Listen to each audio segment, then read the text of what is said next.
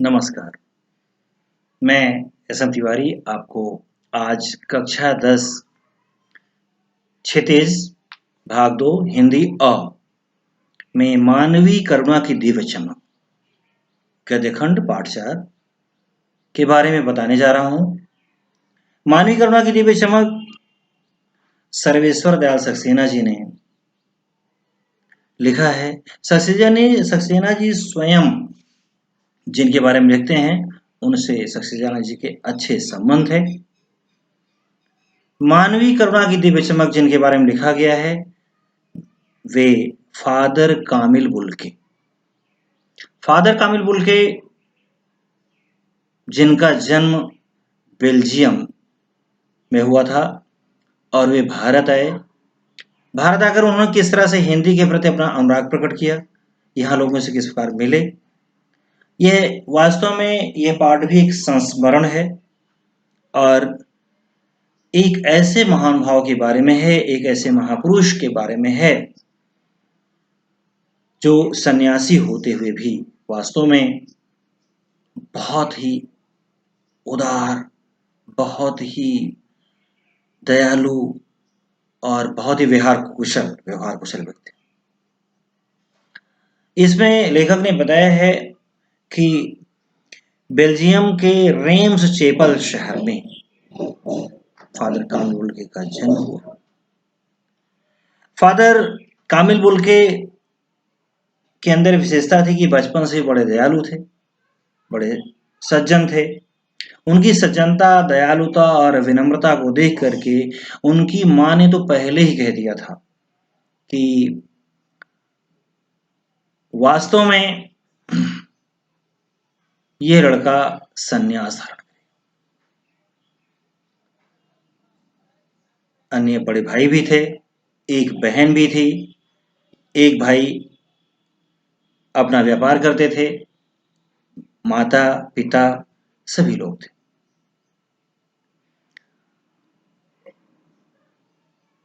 बहन ने जिद बस कि मैं अपना विवाह देर में करूंगी और बाकी बड़े भाइयों का विवाह भी हो गया था। अभी ये इंजीनियरिंग की पढ़ाई पढ़ रहे थे। सद्गुण तो पहले से ही थे। माँ भी जैसा जानती थी कि मेरा बच्चा बहुत ही आध्यात्मिक है। इंजीनियरिंग की पढ़ाई को बीच में इन्होंने छोड़ दिया और यह कह दिया कि अब मैं संन्यास धारण करूंगा।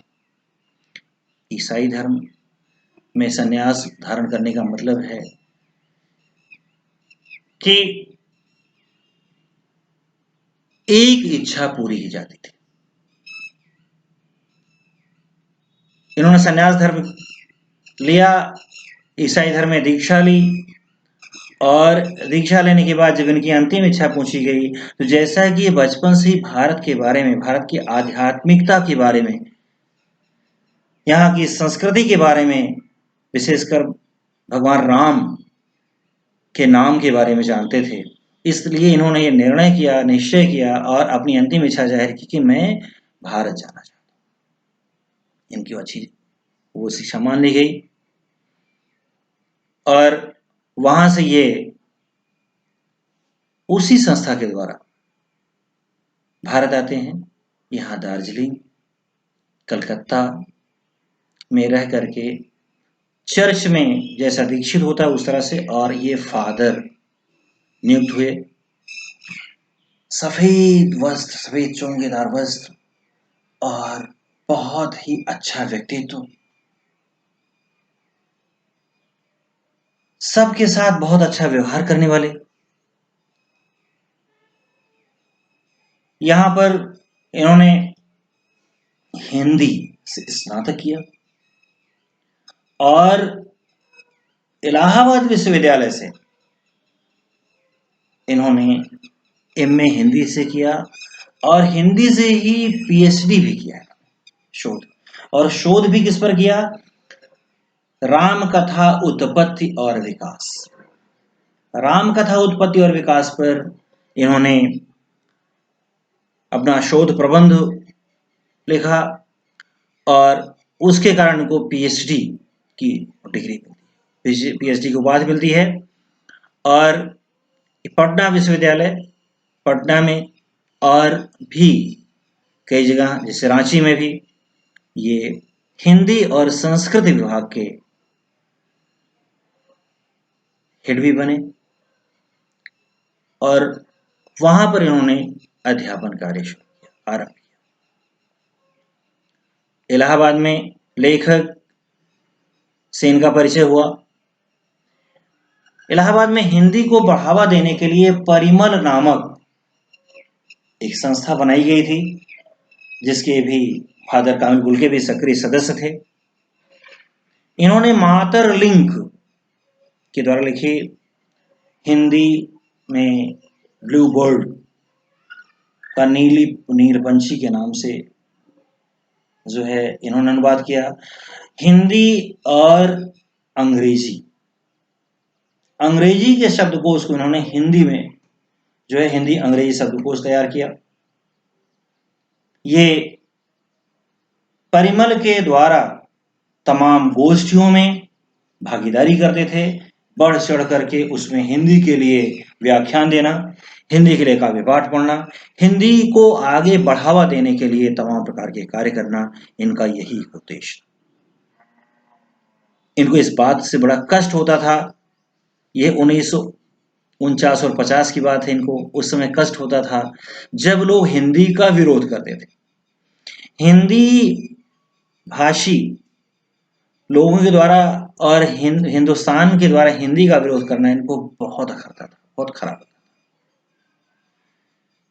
इनका मानना था कि हिंदी वास्तव में वह एक ऐसी सार्वजनिक भाषा है जो अंग्रेजों से भी मुक्ति दिलाने में, आजादी दिलाने में बहुत अच्छी तरह से भूमिका निभाई।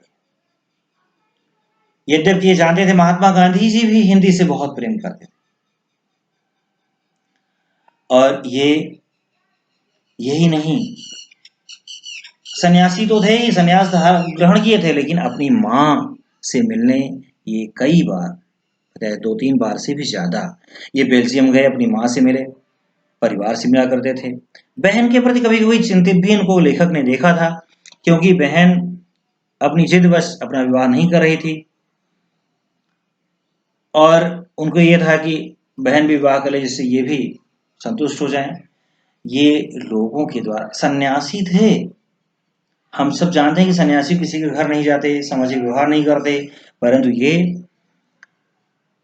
जो भी इनके संबंध में थे, डॉक्टर सत्यप्रकाश जैनेन्द्र जैसे बड़े बड़े लेखक, देश के बड़े बड़े विद्वान, ये सर्वेश्वर दयाल सक्सेना जी खुद स्वयं, उनके सुख दुख में, किसी भी उत्सव में वे जरूर पहुंचते थे।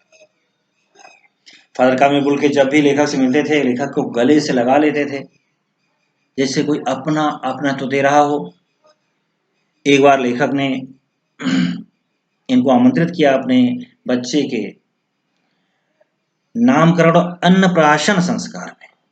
अन्नप्राशन संस्कार में फादर कामिल बुल्के वहां गए और जिस तरह से इन्होंने बताया कि देवदारू की छाया के समान, जैसा देवदारू अपने ऊपर सारे भार को ले लेता है और अब उसके नीचे छोटे छोटे पौधे सुरक्षित रहते हैं, वर्षा, आतप और बर्फ से बचाता है, उसी तरह से फादर कामिल बुल्के की आंखों में वो वात्सल्य रस उनको दिखाई देता है, जब उनकी चमकती आंखों ने उनको सर्वेश्वर दयाल सक्सेना जी के बच्चे को जब इन्होंने अन्नप्राशन कराया था, फादर कामिल बुल्के से ही उन्होंने अन्नप्राशन संस्कार कराया।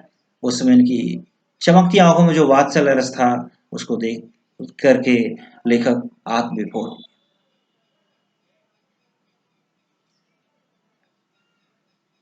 हिंदी के प्रति उनकी निष्ठा, लोगों से उनके अच्छे व्यवहार, इन सब से लेखक बहुत ही द्रवित था।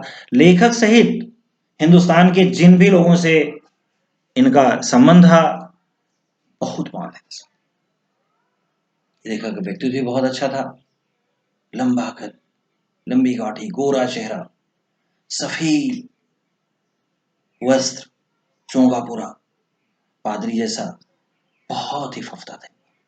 बताते हैं कि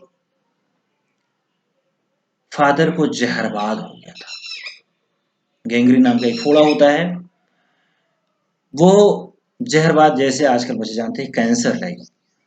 तो वो जो है उसी के दर्द से, उसे बहुत दर्द होता है, उसी के दर्द से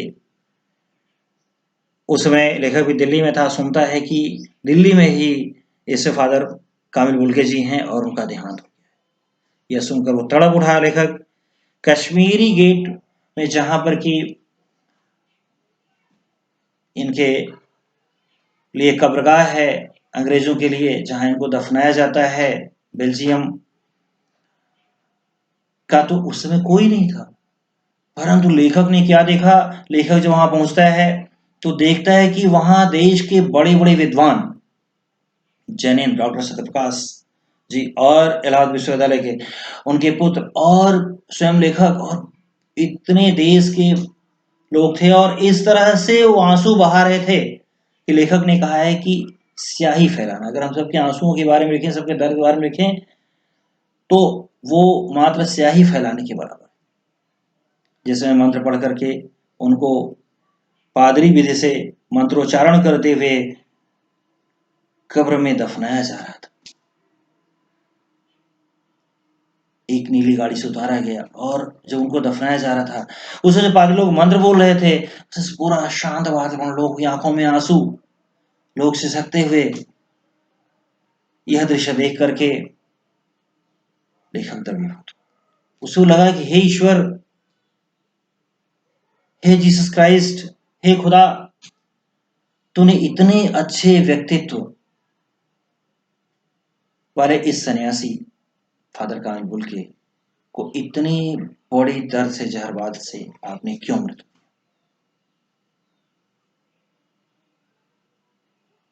इस तरह से फादर कामिल बुल्के की विशेषता, उनके संस्मरण को लेखक ने बताया।